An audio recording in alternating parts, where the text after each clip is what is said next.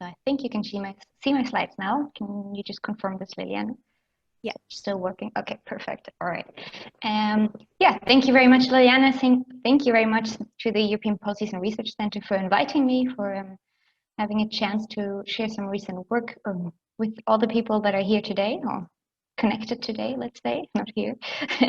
Yes, as Liliana already said, this is a research that I'm doing together with a colleague who can't be here today, unfortunately. But I will try my best to share with you the thoughts of both of us, or the work of both of us. This is a submitted paper under review currently, so fingers crossed on this going somewhere eventually. But I of course hope that your comments will help in developing this further along the way. Just a very small outline of what I'm going to be talking about in the next 30-ish minutes. So I'll give you a very short theoretical background, because we don't want to focus on theory right here, but more on what have we found and what is interesting and the cases themselves. Then introduce the methodology of the cases shortly, and then dive into our findings and discussions of how universities have affected, or the 3 universities that we're looking at have affected different path developments in their regions, and see then which dimension we've felt were the most significant in the universities being able to affect path development or industrial path development. And then give some concluding remarks and outlook, and hopefully some policy recommendations, or at least some first ideas on policy recommendations. Yes. So as I said, I'll start with a short background on industrial path development, or basically where this paper is coming from and how we have set it up. So industrial path development, we have seen in the last years, but we've seen ever since basically that regions do progress unevenly, and people being researchers, policymakers, and practitioners have tried to find out, or try to understand, but also shape and direct regional path development. So why are some regions progressing very well and other regions being lagging behind, as the current literature is saying, or being locked in that sense? And in the literature, we can find a development from a type of path dependency. So being locked into a path or an industrial path that the region is taking, towards more of a new path development. So more of the question, how can we help a region to leave this dependency that can be quite negative, towards a positive development of building new paths, extending existing paths. And with this development of focusing more on path development, regional path development, there have been a lot of typologies and mechanisms introduced.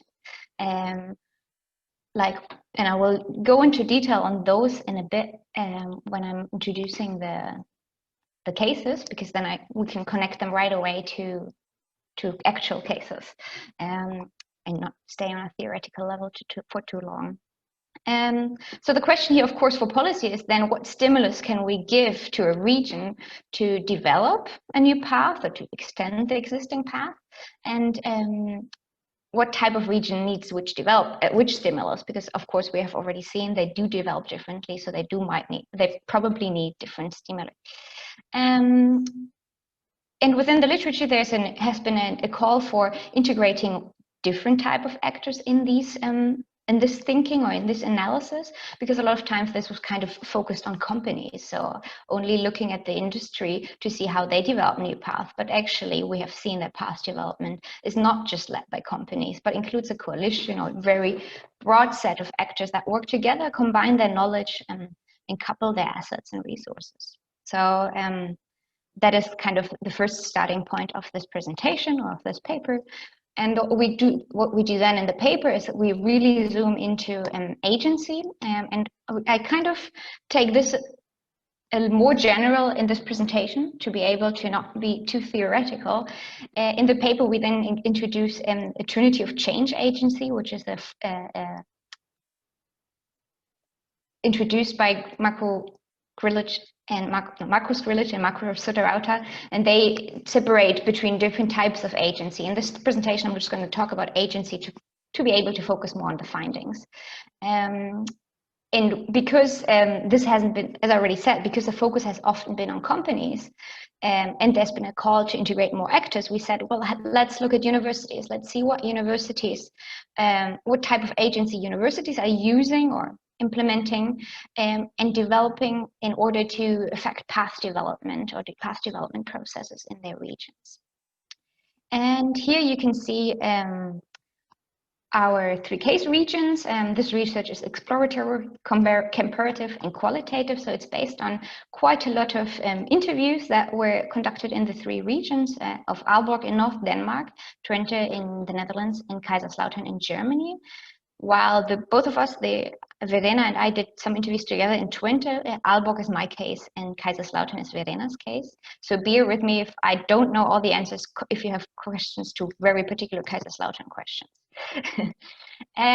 Yes, the 3 cases share some similarities, and that's quite interesting, and that's the only thing I'm going to say generally about the cases, and that they all faced structural decline, industrial decline in the 1970s, and around that same time the universities, the respective universities, were founded with a clear expectation of the people who supported this foundation that the universities would spur regional economic development.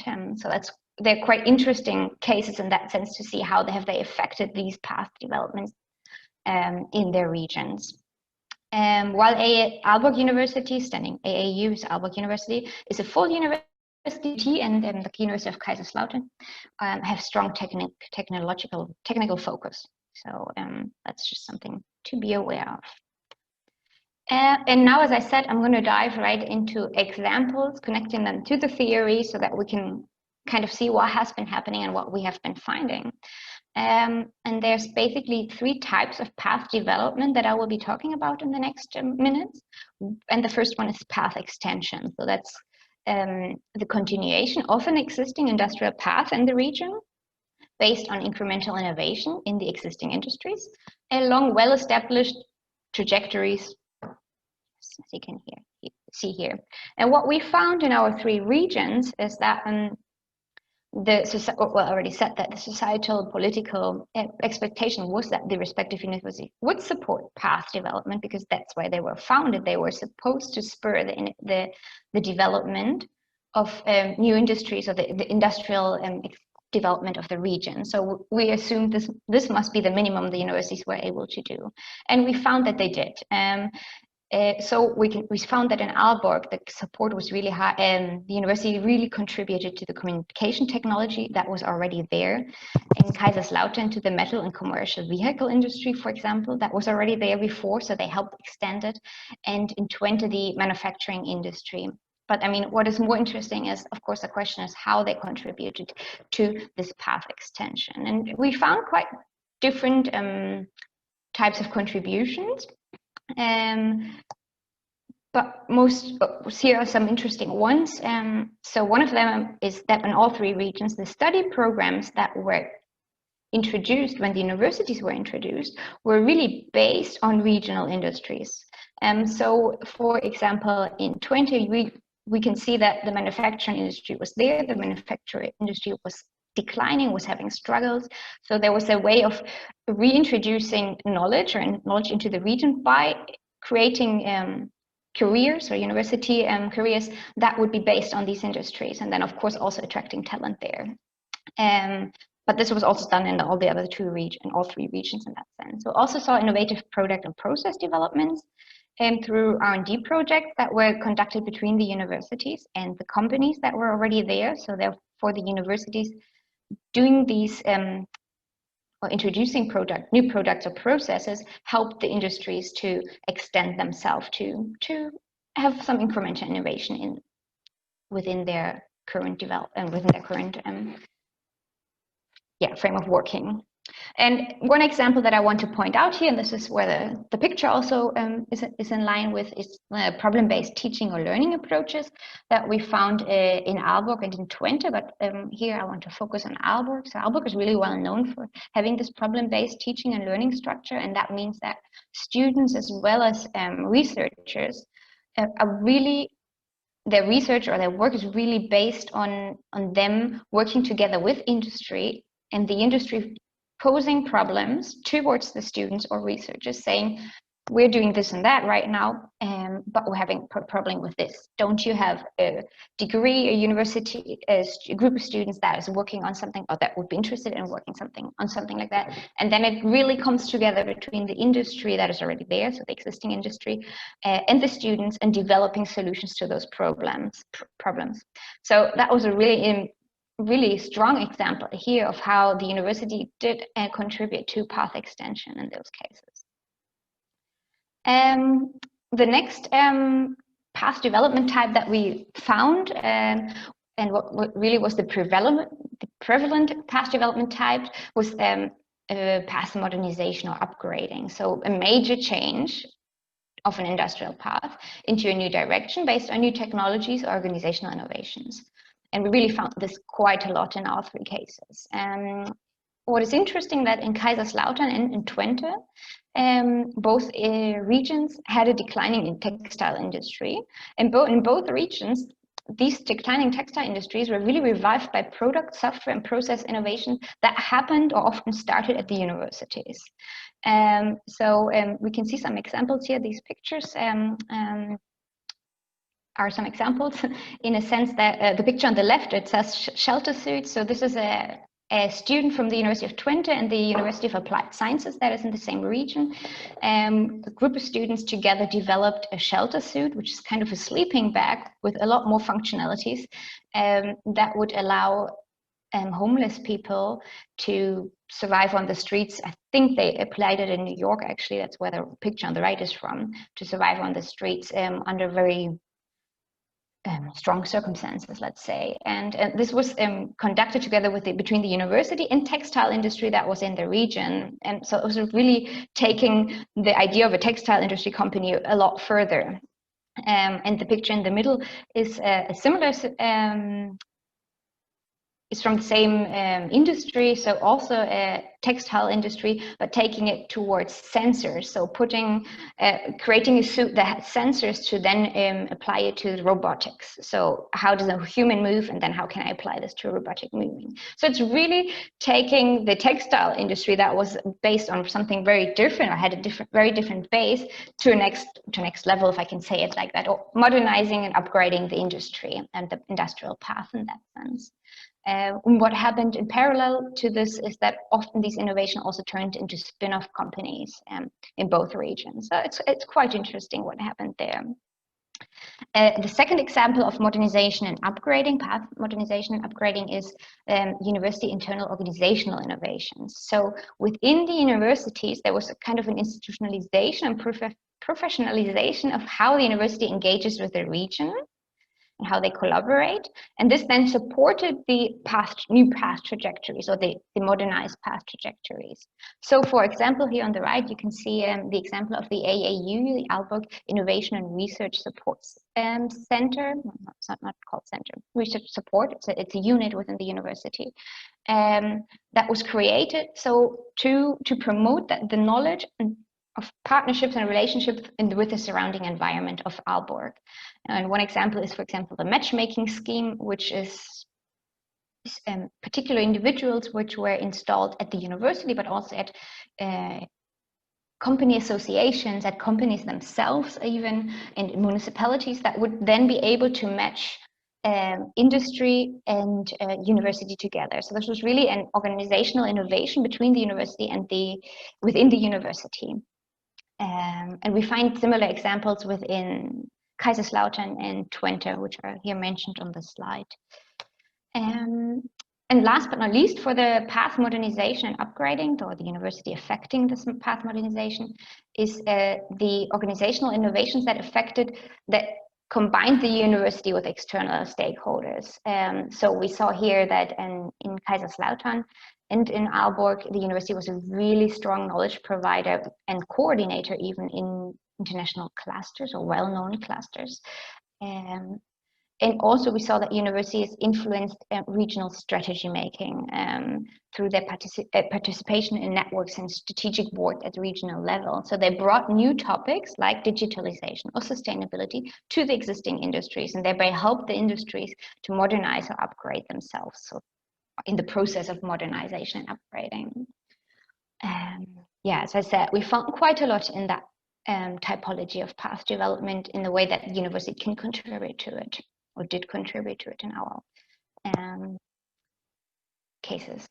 And last but not least for this presentation, the, I guess, strongest type of path development is, of course, the path creation, creating a new part, or importing an existing industry that isn't at all existing right now in that region towards this region. And we found that this was actually happening quite a lot in Kaiserslautern and Twente, interestingly in the ICT sector for both regions, because the universities provided the seed for spin-offs. So both universities are really entrepreneurial, and they really encourage students and professors, but also people that are not related to the university but are living in that region, to be entrepreneurial, to participate in entrepreneurship courses and so on.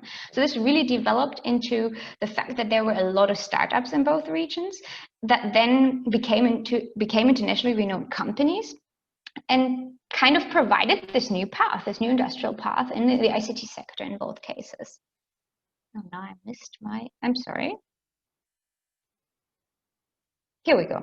Now, the example on the left is the TOP program, which comes from the University of Twente, where there was a lot of funding and support for creating new companies. As I already said, there was this idea of being an entrepreneurial university that supports entrepreneurship programs. And what we can see on the right, I mean, there's a lot of numbers, you don't need to look at all of them, but 87% of the companies that were supported through this TOP program stayed in the region. So this is quite a high number of companies being created, being eventually also successful, and staying in the region, and therefore being able to create a new industrial path. And these are also really big companies. So if you look at Booking.com is a really big company by now. Unfortunately, at some point they decided to move to Amsterdam. So that's not so nice for the Twente region anymore. But just as an example, they were quite rather big companies that did these movements. So what we saw here is that these entrepreneurial activities that were spurred by the universities, in the form of new products, pilot project, but then also new companies, together with institutional and organizational training, provided the basis for a new industrial path. And we have more examples here and how this was then supported, or how these new pathways that developed were then supported through the universities. And that really happened through the participation of universities in networks and coalitions, or even in regional decision-making bodies. So here on the left, you can see the Science and Innovation Alliance Kaiserslautern. So the university was really active within this alliance that had funding and the opportunity to support the development. But also the other example is the Twente board, which is a strategic board in the Twente region, which kind of writes and establishes the regional strategy, also implements it, and also decides on funding. So because the university was represented in these groups, or in these coalitions, but also in these strategic decision-making bodies, they were able to legitimize these new pathways. So they said, this is something we're doing this, and suddenly all these startups coming, so we need to support them. We need to make sure that this new path can develop further, or can exist in that sense. They were also able to create support and access to resources, and introduce internationally relevant topics and themes that might have not been too relevant or not known to the regional partners. Yeah, and thereby encourage the creation of these new industrial paths or industries. So we really saw these three path creation typologies being strongly supported by university through a very different set of activities, as you have already heard now. These are quite different things. Now we zoom into very different dimensions that affect the way universities were able to contribute to path development. But here I'm just going to talk about two of these dimensions. And the first one is the actors, so the actors within the university here. So while in Kaiserslautern, we saw that the agency of the university for path development was really more of a bottom-up approach. There were quite a lot of individuals that participated very actively in the activities that I mentioned throughout these three path development typologies. and they're really active in it. In contrast, in Twente and Aalborg, there was a combination of individuals that were really interacting with the external world in spurring path development. But at the same time, there was also the leadership of the universities, or the top-down activities that supported this. As I said, the participation in the Twente board, for example. So we saw different types of actors being relevant here. And I just want to point them out a little more here in detail. So we call them frontrunners. If you want to read more on that, that's in the theoretical literature part, or institutional entrepreneurs. So actors that enact agency and participate organizational institutional change within the university, but towards the region and towards the industry in the region. And they do this because they have an interest in particular institutional arrangement and mobilize resources, competences, and in an ideal case, also power to create these new institutions that would then help path development. And then besides these engaged individuals, we have, as I already said, the leadership of the university or the management. And they are really important to institutionalize and professionalize the way that these activities are being carried out, or the way that these individuals can carry out activities. So the leadership really needs to make sure that they can establish a collaborative and strategic framework, which is based on these actions that are done by the front runners, and then legitimize the support, sorry. There's kind of these two worlds, or here you can say these two arrows going into different directions, but they need to be aligned really very much in order for this to function. And now I'm diving into my PhD thesis, so I need to stop here. And then the second dimension that we found as being very relevant is the way that universities, the way that universities can affect path development is really dependent on the fact that they can introduce extra regional assets. So universities reacted to the fact that regional assets are not in themselves a sufficient basis for regional development, but they must be coupled to extra regional assets. So there must be knowledge coming from outside the region, and that often, in most of our cases, was coming in through the university participants in these different types of activities and networks. So they are really suitable to do this, to pull in knowledge from outside, and hopefully they are able to embed it regionally. So that's of course a challenge. So being internationally well known, being in all these international networks, having knowledge internationally, but being able to embed it in the regional setting, or being able to translate it towards the regional actors. That's of course a challenge that we need to think of, but in an ideal case this can happen, and we saw this happening. So yeah, and of course on top of that we have the excellence attracts these international companies. So an excellent or a well-known university might attract international companies, project partners, but also labor forces. And that's also, of course, important for the regional path development, and of course, delocking dependencies in that sense. And I think I still have 5 minutes, so I have time to breathe, take a sip of my tea, and tell you some of our concluding remarks. So, as I said, in the paper themselves, we additionally zoom into 3 different types of agency, which I kind of didn't go into detail here.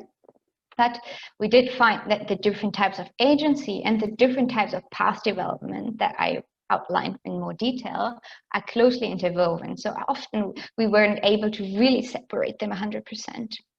And that these different types on top of it complement each other. So we can't really see agencies separated from each other, and we couldn't see, sometimes it was really blurry, and also maybe path extension was a first step that would in a next step lead to path modernization, to being more incremental. So it's really interesting to see that these are really interwoven and can't be taken apart 100%. Nevertheless, we said that strategic agency of universities for regional path development is really influenced by, on the one hand, these highly motivated individuals, front runners, institutional entrepreneurs, however you want to call them right now, by the support, openness of the leadership for those front runners to do the activities they want to be doing or have been doing, And finally, for structures in the region that allow for the university and the region to collaborate. So the different networks that I mentioned, or different points of interaction where they can meet the individuals, they're really important, and they need to be there already. And there's a lot more detail to this, of course, to be said, but yeah. What is a future direction, or one of the future directions we were really curious about, is of course that we now focus on universities. And as I said, the literature has been focusing a lot on companies. But then of course there's all these other actors as well, like municipalities, or even social actors, people from the society, without being connected to one of these actor groups, like a university. How do they, which effects could they have on past development? How were they interacting? Of course, that would be really interesting to research in the next step. And now some policy recommendations for my last minutes. So what we were seeing really very much is that the motivated individuals, as I call them here, need to be empowered, and in order for them to interact with the regional stakeholders, the industry. So, for example, in Aalborg, we had one of the former rectors was really very much on empowering the individuals to engage with the regional stakeholders, be it companies or municipalities and so on. So if they have the potential to meet somewhere and the potential to co-create ideas, even test ideas, that really helped in spurring past development, whichever type. As I said, I'm saying it as a general one. So creating an apparatus that allows these individuals to translate intangible ideas is a first step, but then also creating spaces where these individuals can meet other individuals to co-create and test ideas. That would be really something that we thought was really interesting and would be good for policy to have in mind. And now, having already talked about saying a former rector in Aalborg introduced this, so what happens a lot in universities is that they plan very differently than policy plans, and they plan very differently than companies plan, and we all know that. So the timeframes are different in these different, let's say, worlds.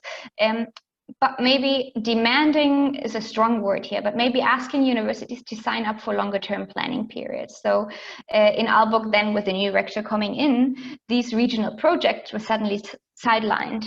And the actors that were enacting, the individuals from the university that were working with regional partners, suddenly couldn't prioritize those projects anymore, or even had to leave them behind. And of course, if policy could somehow recommend towards the university to plan a little long term, even though there might be a rector changing or there might be other changes going on within the university, that would be very helpful for these individuals to support past development processes and to support the industrial past development processes. And last but not least, support the creation of university structures that allow individuals to enact regional worlds. And here we kind of dive into the higher education literature, and that wasn't the point of this presentation, but I'll just say these 3 points. So the internal alignment processes, what do I mean by that? So facilitate the fact that within the university, there's an exchange of knowledge, because we all know universities are loosely coupled. So there's very many different knowledge groups within a university, and there's a support structure and so on. So making sure that people know of each other and know what other people are doing, easier said than done, I know. Then identifying authentic strengths of the engaged staff and facilitate the integration with other stakeholders. And finally, protecting individuals from too many diverse pressures. So this is, of course, the literature, or the idea that university actors that enact with the region sometimes feel that they're not doing what is prioritized by universities, because we're supposed to internationalize, we're supposed to publish in high-ranking journals, we are supposed to be excellent in everything. And then the region might be kicked off that table. And here we might need to protect some of them or all of them, that's of course a different question, from these pressures, and say it's also very important that there are actors who engage with the SMEs in the region and to help that develop, extend, create industrial paths. Getting my German language here mixed up. Yeah, I think I've hit the half an hour. Thank you for your attention. Any question, comments now or later? Happy to receive more feedback via email as well. Just, yeah, let me know. Thank you again. Thank you very much, Lisa. I hope you enjoyed the presentation. I see we already have a raised hand from John, if you'd want to turn on your mic.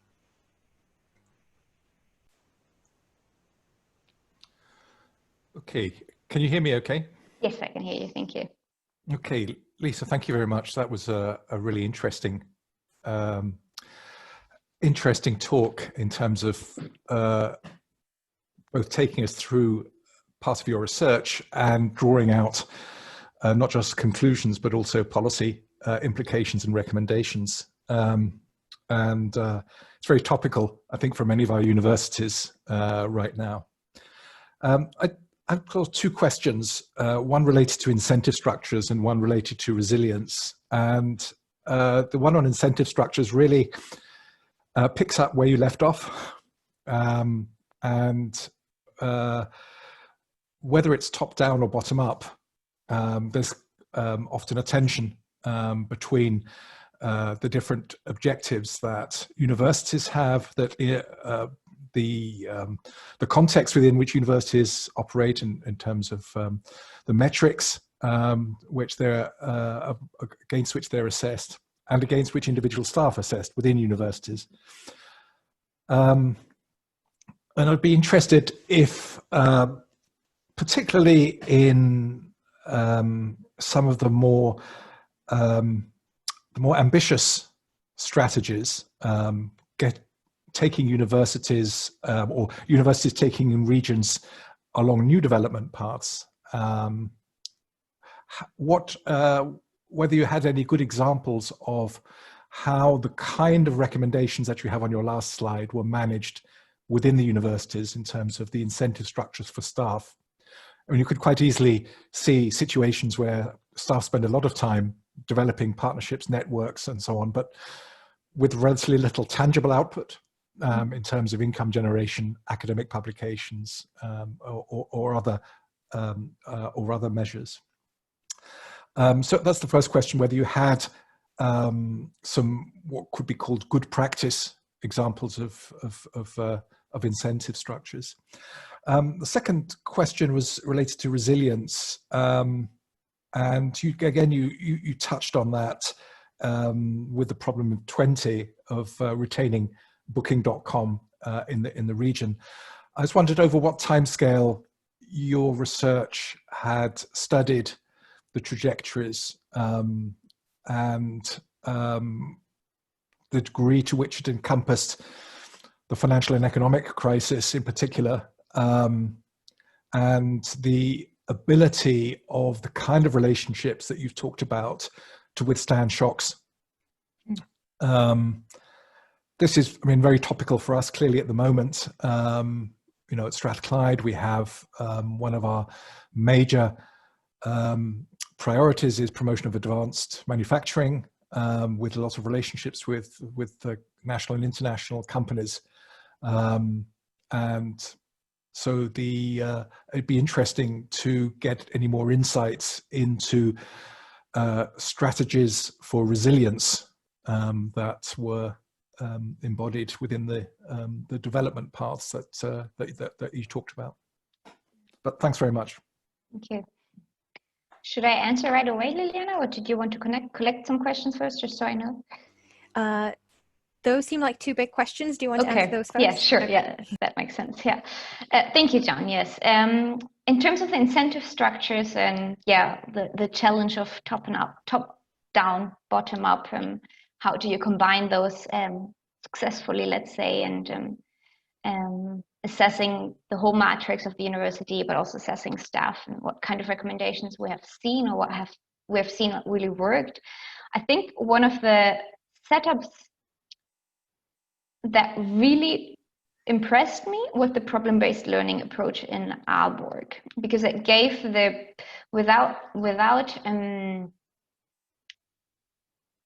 without giving them a particular incentive, the students and the professors were always really directly linked to the industry that was there, or towards helping an existing industry to develop further and helping them with concrete challenges and problems, problem-based learning. So it really combined very well, and also made the students then be aware of those challenges, and maybe even knowing already a lot of the companies that were there, and also staying afterwards, because that's of course the next problem, and you mentioned it. And yeah, companies leaving, students leaving, and the knowledge leaving afterwards.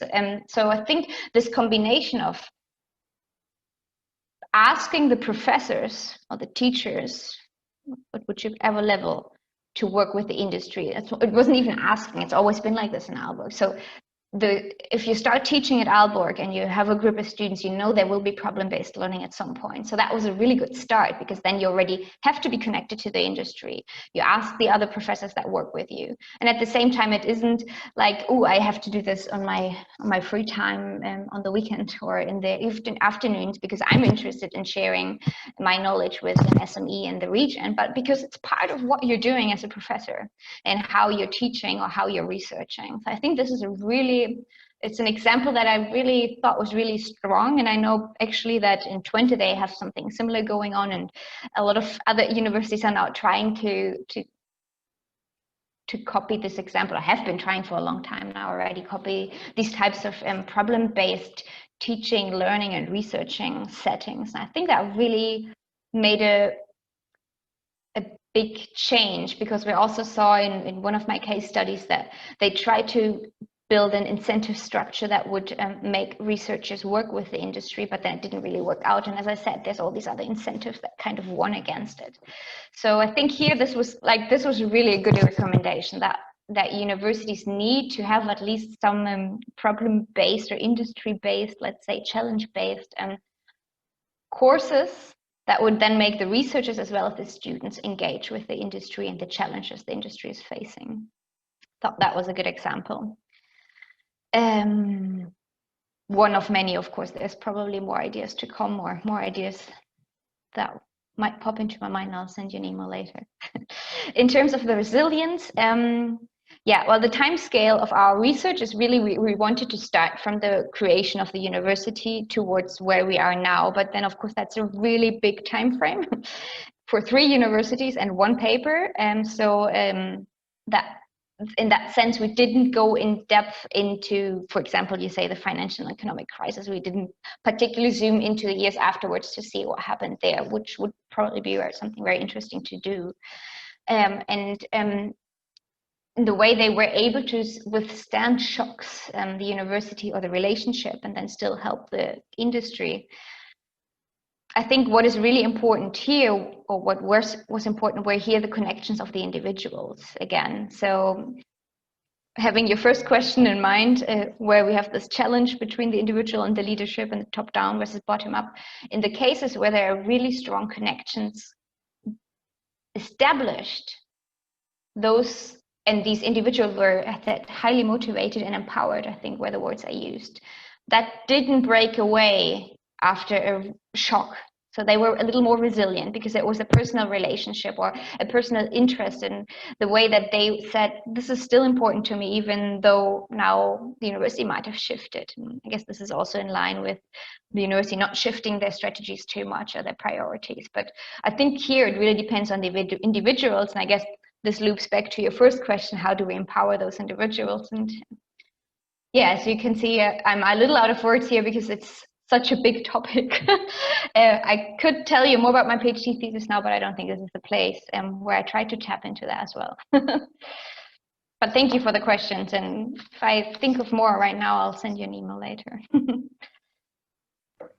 I see you still have a raised hand, John. Is that something you would like to follow up on that, or come back to later? No, I'll come back to the later. I was concentrating more on the question than my hand. All right. Well, I see I have a question in the chat by Louise Kempton. Would you like to ask it, or should I do so?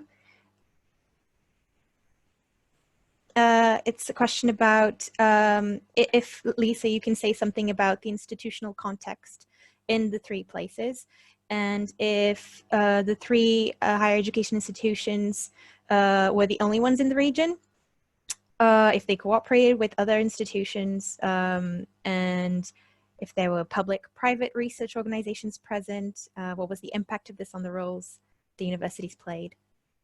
Yeah. Okay. And then we have a question from Rhiannon. Open it. So I have a question. Oh, okay. Yeah, thank you for the question. In terms of the institutional context, we have a lot more in the paper indeed, but as I said, I can't go into depth here. All three universities were public. And in all three regions, there were other institutions that were, other higher education institutions that were relevant, and some more and others less. So for example, in Twente, we see a lot of exchange and interaction with the University of Applied Sciences here. And it's usually always the University of Twente together with them that enact in these networks, in these strategic boards. So we can really see that together they stand here. Nevertheless, it's usually the university here that is the more internationally connected. Here going into the slide of the regional and extra-regional assets. So here it's usually the University of Twente, and also I think I saw the same, yeah, I would say I saw the same in Aalborg. I can't really speak for Kaiserslautern at that moment, where it was the university being really relevant for the extra-regional assets, which is one of the points that I point out. In terms of how they enacted with the other, well, as I said, all three universities, and that's of course on the one hand a benefit, on the other hand a challenge for this paper, were created to help the region. So they were really created in a regional setting in which they were from the beginning very drawn into the context of the region, and there were always expectations that let's say almost regional universities to a degree. So of course that is really interesting to start off with here for this research, but of course you might say now, well, that doesn't really help me for everyone who isn't created like that. But let's say if they can't affect path development, how could somebody who isn't even regional set out?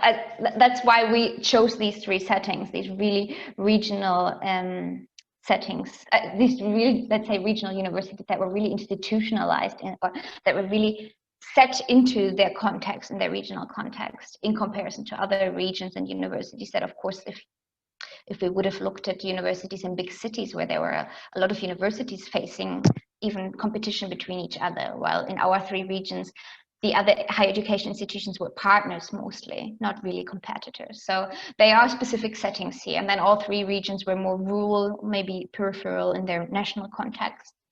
And that as well. Yeah, but there's a rather extensive set to this in the paper, which I'm happy to share in terms of more details here, if that's interesting.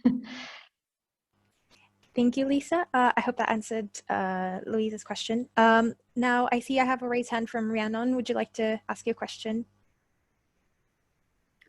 Hi, thank you so much. Congratulations, Lisa, on your paper and your presentation. It's really interesting to hear what you're working on. And thank you to the organisers for letting me interlope from Sweden into a Strathclyde event. I guess we can say if nothing else good comes of this whole COVID scenario, the fact that we can kind of sit in on different events and connect more easily across national boundaries has got to be the big positive, right?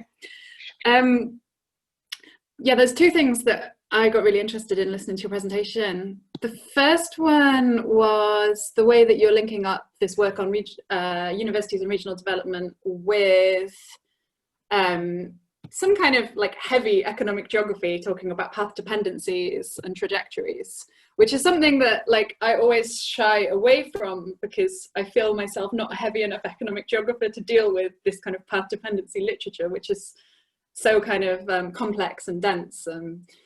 So I'm really interested in how you've done that.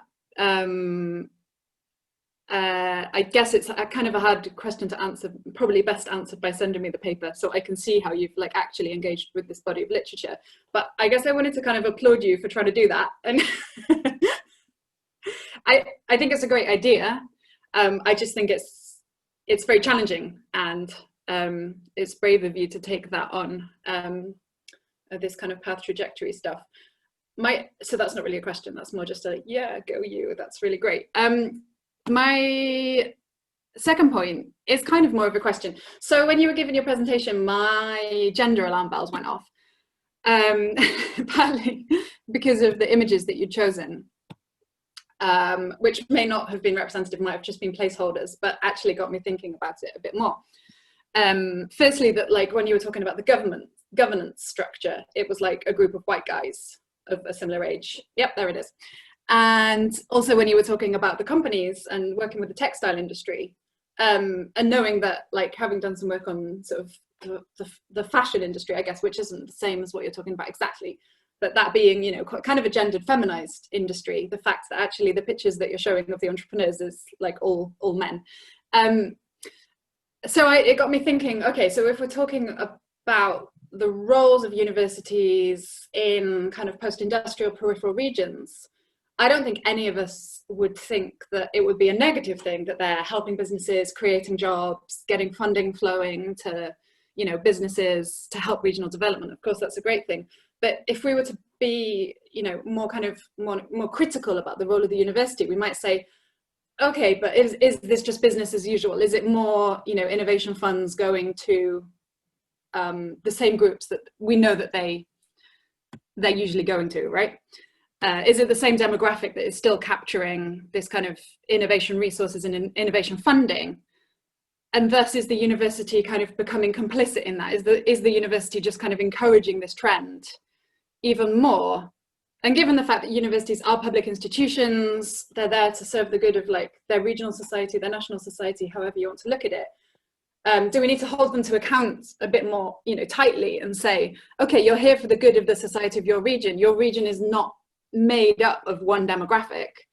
What are you doing to ensure that this innovation and entrepreneurship work, these funds that you're kind of involved in, the seat at the table that you have at the decision-making table, what are you doing to ensure your role is being used to actually help the more of the people in your region? And actually, if we want to connect that theoretically to path dependency, I know you're talking about path dependency here in the very economic geography, like this is the trajectory of the economy sense. But if we talk about, you know, the paths of lock-in that we see in like innovation policy and funding, is there a role here for universities to try and break that by saying, okay, we're going to try and, you know, involve greater proportions of our societies into these kind of activities and into these dividends and these resources? And is that kind of another way to look at their role in breaking paths and trajectories and norms? And that was quite long, but you know what happens to me once I start on gender issues. I do. Yeah, thank you, Renan, for your questions or comments and questions. Yeah, on the first one, indeed a challenge to combine these two, you call it the heavy economic development literature, or included, let's say. I think we did stay away a little bit from going too deep into the thick, heavy dependent literature, heavy economic literature.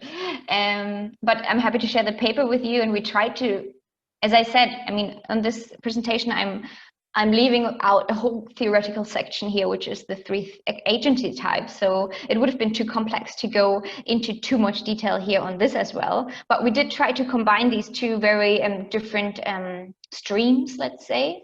But by doing that, we did need to simplify it a little bit. So we kind of, especially with the path dependency, we said with a path development, we chose a predefined list. I think it is by Triple and 2 other people who say these are the 4 or 5 path development types that are existent, and this is their simplified version. We work with that in order to then see what do we find of these path development types, without going into too much detail on the whole, on all the details that could be there, let's say, because you know how long a paper can be and is allowed to be. Yeah. But your question, gender, yeah, and well, you know, it's a topic for me as well. Well, on the one hand, we're talking about technical universities, so you know what that usually means for a university already, in terms of quite a very strong predisposition towards, no, not predisposition, but the fact that there are a lot of male students, let's just put it like that. And that is indeed the case in the two technical universities. And also, I think, in Aalborg, although maybe a little less. Yeah, I'd say less. Definitely in Twente and also in Kaiserslautern, both are really well known for being male universities. And that's probably why the two pictures of the startups were mainly male. I'm sure, I haven't actually looked into this at my university at Twente, but I'm quite sure that the demographics confirm what has been confirmed, that it's a lot of male people creating new companies, male students being the ones taking the next step, creating new startups and then being the beneficiaries of funds and so on. And here the demography of the picture you can see right now here, the Twente board is indeed very male. One of the points I have been making the last 3 years in my research for the Twente region. There's now 2 women, so this picture is a couple of years old. Yay to that. Not good enough probably, but yeah, that's a demography that can be found in the Netherlands as well, as in many other regions, as we both know in the research we're doing on regional participation of females in policy on at regional level. I think you're right, we haven't looked into that, but I think it's really an interesting point to say, shouldn't the university take on a role here? Being a path developer or even a path breaker, and taking on more of a social responsibility here of saying, okay, on the one hand, we want to support the industry that is there, we want to expand it, mobilize it, create new industries, but we should also not just see it as an industrial path, but a path without the industry, let's say, of developing and supporting other social structures that are there. And I think that's a really interesting point. I must admit we haven't thought of that because we really took it from what I presented. But I think the university could take a big role in that. I have done some research on that in Twente, for example, where social startups are, or the support structure for including other social actors in startup funding and so on has just been cut down. So the contrary to what we were hoping. So there's a lot of entrepreneurial support, but the support that was more for social ideas and more for including all different actors, women, other actors that are not just male students, has been just demolished, let's say. Not very happy about that. So I think the university should and could take a big role, but I don't see them doing it right now.